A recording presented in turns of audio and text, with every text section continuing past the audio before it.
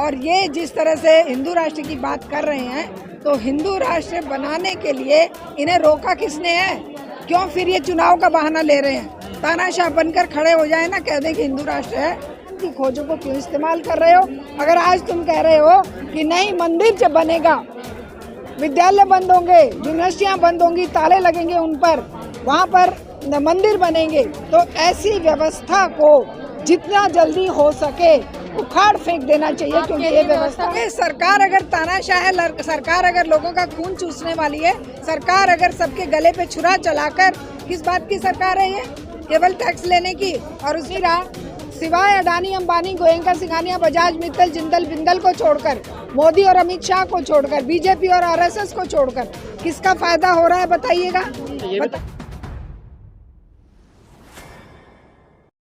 और धार्मिक अंधता फैलाकर आपस में लड़ाने का काम कर रहे हैं, उसके खिलाफ जिस तरीके से 44 कानूनों को खत्म करके 4 कोड में बदल दिया, जिस तरीके से किसानों के सर पे तलवार लटक रही है, 3 काले कानून वापस ले लिए, लेकिन उसके बाद भी जिस तरीके से ट्रंप के दबाव में आकर अब ये कृषि क्षेत्र का और डेयरी क्षेत्र का विनाश करने वाले हैं, उसके लिए हर दिन सड़क पर उतरकर संघर्ष करने की ज़रूरत है। जिस तरीके से लगातार स्कूलों पर ताले लगाए जा रहे हैं, उनको लेकर लगातार जन आंदोलन और भारत बंद करने की ज़रूरत है। जिस तरीके से चुनावों को खेल बनाकर सीए और एनआरसी को बैकडोर से लाने का तमाशा ये चुनाव आयोग कर रहा है, उसके लिए लगातार सड़कों पर उतरने की ज़रूरत है। जिस तरीके से ये बेरोजगारी का अंबार लगाकर युवाओं को कांवड़िए बनाकर या धर्मांधता में डुबोकर या जात पात और धार्मिक अंधता फैलाकर आपस में लड़ाने का काम कर रहे हैं, उसके खिलाफ और सड़कों पर उतरने की जरूरत है। नुकसान हो जाएगा ना इससे, इस तरीके से होगा। वैसे तो किसी का नुकसान हो नहीं रहा, सिवाय अडानी, अंबानी, गोयनका, सिंघानिया, बजाज, मित्तल, जिंदल, बिंदल को छोड़कर, मोदी और अमित शाह को छोड़कर, बीजेपी और आरएसएस को छोड़कर किसका फायदा हो रहा है बताइएगा?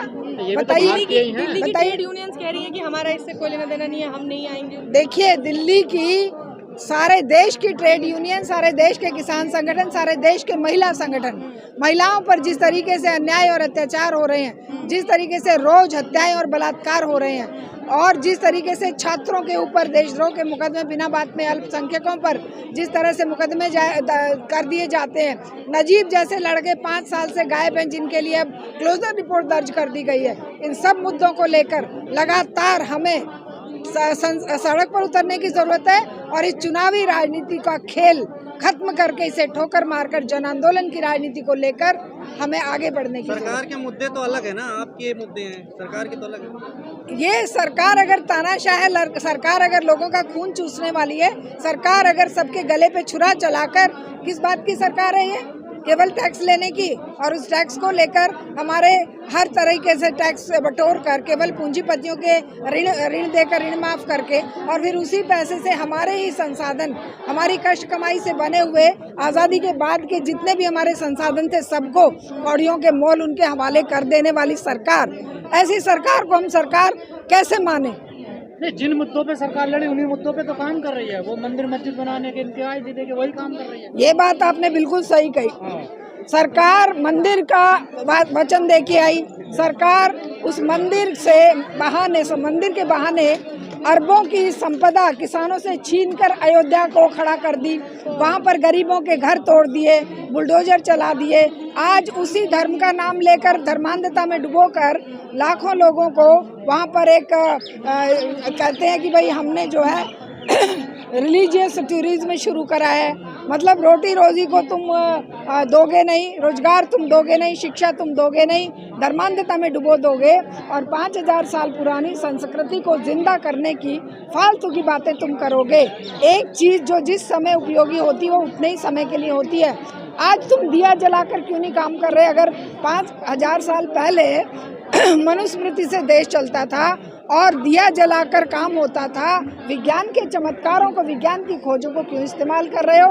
अगर आज तुम कह रहे हो कि नहीं मंदिर जब बनेगा, विद्यालय बंद होंगे, यूनिवर्सिटियाँ बंद होंगी, ताले लगेंगे उन पर, वहाँ पर मंदिर बनेंगे, तो ऐसी व्यवस्था को जितना जल्दी हो सके उखाड़ फेंक देना चाहिए, क्योंकि ये व्यवस्था को उखाड़ फेंकना चाहिए। यहाँ बिहार पहला राज्य बनने जा रहा है हिंदू राष्ट्र का। देखिए वो जो इनके पालतू है ना, ये बागेश्वर धाम जैसे, भद्राचार्य जैसे, उन पालतुओं को ये बोलने के लिए छोड़ देते हैं। जो बात ये आरएसएस खुद नहीं बोल सकता मंचों से, उसको बुलवाने के लिए ये इन्होंने पाल रखे हैं। ये इनका वोट बटोरते हैं और ऐसी बकवास करने के लिए इनको पाला हुआ है। और ये जिस तरह से हिंदू राष्ट्र की बात कर रहे हैं, तो हिंदू राष्ट्र बनाने के लिए इन्हें रोका किसने है? क्यों फिर ये चुनाव का बहाना ले रहे हैं? तानाशाह बनकर खड़े हो जाए ना, कह दें कि हिंदू राष्ट्र है फिर जनता इन्हें देख लेगी, जनता इन्हें समझ लेगी कि किस तरह हिंदू राष्ट्र बनता है। सदियों से एक मेल्टिंग बोल रहा है भारत संस्कृतियों का। भारत में लगातार विभिन्न संस्कृतियां फलती फूलती रही हैं, यहाँ पर आकर सुकून पाती रही है। शिक्षा की बात कर रहे हैं, स्कूलों की बात कर रहे हैं, सरकार कह रही है कामन लेना चाहिए, फूल बरसाएंगे। देखिए, रोजगार मांगोगे, लाठियां बरसाएंगे। कथा पढ़ने जाओगे, मूत का छिड़काव करेंगे।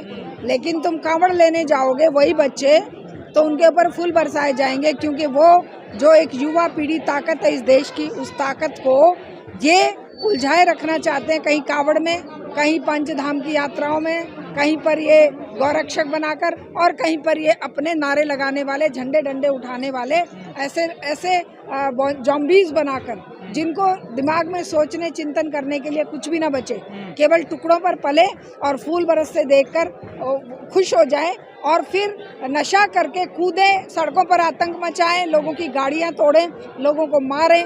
इस तरह से ये उस युवा एनर्जी का उपयोग कर रहे हैं जो राष्ट्र निर्माण में यूज होनी चाहिए एनर्जी। इन्हें डर है कि कहीं ये जनता जागरूक होकर जन आंदोलन के लिए खड़ी ना हो जाए, और जिस तरह से आज भारत बंद हो रहा है, इस तरह के आंदोलन के लिए खड़ी ना हो जाए, इसलिए इनको धर्मांधता में सरकार और आरएसएस खुलकर आ गई है कि संविधान की प्रस्तावना में से समाजवाद और धर्मनिरपेक्ष दोनों शब्द तुरंत हटा देने चाहिए, इसे संशोधन कर देना चाहिए। देखिए, 100 साल पहले ही इन लोगों ने तो समाजवाद और धर्मनिरपेक्षता को एक तरफ फेंक दिया था। आज थोड़ी ये कह रहे हैं। ये तो धर्मनिरपेक्षता और समाजवाद इस देश के राष्ट्रीय आंदोलन की देन है, उन लोगों के संघर्ष की देन है, और उन संविधान निर्माताओं की देन है जिन्होंने विश्व के सभी संविधानों का विचार करते हुए, सभी संविधानों को पढ़कर, और विश्व में जो स्थापित मूल्य हैं, धर्मनिरपेक्षता और समाजवाद, उन मूल्यों को संविधान में शामिल किया था। शब्दों से कुछ होता नहीं है, लेकिन जो संविधान की आत्मा है, धर्मनिरपेक्षता और समाजवाद, वो आत्मा सबको पता है, और वो चाहे वो मौलिक अधिकार हैं, चाहे वो हमारे नीति निर्देशक सिद्धांत हैं, चाहे वो किसी और तरीके से संविधान के हर पन्ने पे है। ये उसकी उद्देशिका में से उन शब्दों को उड़ा देंगे और संविधान धर्मनिरपेक्ष नहीं रहेगा, ये संभव ही नहीं है। आज संविधान के संवैधानिक मूल्य हर इंसान जान चुका है, कितना ही ये धुआं उठाएं, कितना ही ये आतंकवाद फैलाएं, लेकिन ये मूल्य समाज से कोई मिटा नहीं सकता, क्योंकि आधुनिक वैज्ञानिक चिंतन के मूल्य हैं। अभी आपने कथा का जिक्र किया कि कथा करने जाते हैं तो उनके ऊपर पेशाब छिड़का जाता है। क्या 75 साल देश को आज़ाद हो गया, अभी भी ऐसी घटनाएं होनी चाहिए? जब भारत विश्व गुरु बनने जा रहा है तब ऐसी घटनाएं हो रही हैं। देखिए, किसने कहा विश्व गुरु बनने जा रहा है? टीवी तो रोज कह रहा है। देखिए, मोदी जी का डंका बज रहा है हर जगह। बिल्कुल बज रहा है। वो जो एससीओ की बैठक में ये भारत के पहलगाम में जो हमला हुआ उसको मेंशन नहीं करवा पाए, ये ब्रिक्स में अपने आप का सम्मान बचा नहीं पा रहे, अमेरिका के कठपुतली बने बैठे हैं, ये विश्व के मंचों पर पाकिस्तान को आतंकवादी घोषित नहीं करवा पाए, और देश आर्थिक रूप से जिस स्थिति में है, गरीबी, भुखमरी और बेरोजगारी का जिस तरीके से महिलाओं पर अत्याचार, अल्पसंख्यकों पर अत्याचार, दलितों पर अत्याचार, इन सब के चलते भारत किसी भी सूरत में विश्वगुरु नहीं कहा जा सकता। और इन सबको मिटाने का एकमात्र रास्ता जो हमारे पूर्वजों ने बताया, मनीषियों ने बताया, संघर्षशील लोगों ने बताया, ज्योतिराव फुले से लेके राजा राम मोहन राय, ईश्वर चंद्र विद्यासागर, हमारे कॉमरेड शिवदास घोष, नेताजी सुभाष चंद्र बोस और हमारे भगत सिंह ने जो रास्ता बताया था कि जनता जब तक आंदोलन में खड़े होकर इन सारे भेदभावों को खत्म करके सत्ता से सवाल नहीं करेगी, तब तक ये सत्ता इंसानों को टुकड़ों में बांटती रहेगी, धर्म, जाति और क्षेत्र और भाषा के मुद्दे खड़े करते रहेगी, और लोगों को इसी तरह से आपस में लड़ाती रहेगी और खुद मलाई खाते रहेगी।